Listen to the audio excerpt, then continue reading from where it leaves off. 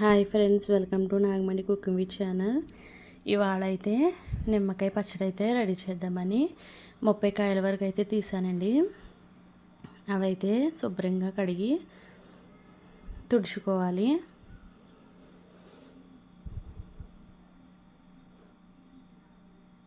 చూడండి, నేనైతే శుభ్రంగా అయితే కడుగుతున్నాను. అవైతే కడిగాక తడి లేకుండా అయితే తుడుచుకోవాలి. ఒక మెత్తని క్లాత్ అయితే తుడుచుకోవాలి. అవైతే తుడిచి కట్ చేసుకుంటున్నాను. చూడండి, నేనైతే 4 బద్దల కింద అయితే కట్ చేస్తున్నాను. మనకి ఏ సైజులో కావాలితే ఆ సైజులో కట్ చేసుకోవచ్చండి. నేనైతే 4 బద్దల కింద అయితే చేస్తున్నాను. నేను తీసుకున్న నిమ్మకాయలు అయితే చిన్న సైజులో ఉన్నాయి కాబట్టి చూడండి, నేనైతే కట్ చేసేసుకున్నాను. అవైతే అందులో ఇక్కలైతే తీసేసుకోవాలండి.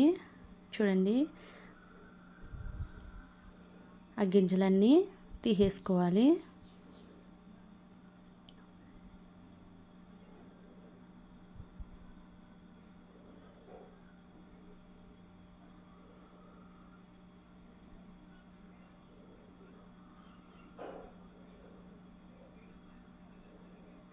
ఆ గింజలన్నీ తీసేసుకుని పక్కన పెట్టుకోవాలి. మరికొన్ని ఒక 6-7 కాయలు అయితే రసం అయితే తీసుకోవడానికి అయితే కట్ చేశానండి. అవైతే రసం తీసుకోవాలి. అలాగే ఒక ప్లాస్టిక్ డబ్బా అయితే తీసుకున్నాను. అందులోనే నేను తీసుకున్న గిన్నెతో కొలత కింద 3 గిన్నెలు అయితే అయ్యాయండి నాకు. అందులోనే రసం అయితే తీసుకున్నాను కదండి, ఆ రసం అయితే వేసుకోవాలి. అలాగే అదే కప్పులోకి సగం ఉప్పు అయితే వేసుకోవాలి.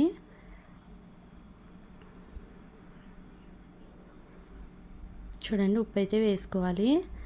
ఉప్పు అయితే వేసుకున్నాక అందులోనే కొంచెం పసుపు అయితే వేసుకున్నాను. ఇవైతే బాగా ఉప్పు పట్టేలాగా ఒకసారి అయితే కుదుపుతున్నాను. ఇవైతే 7 రోజులు అయితే నిల్వ ఉండాలండి.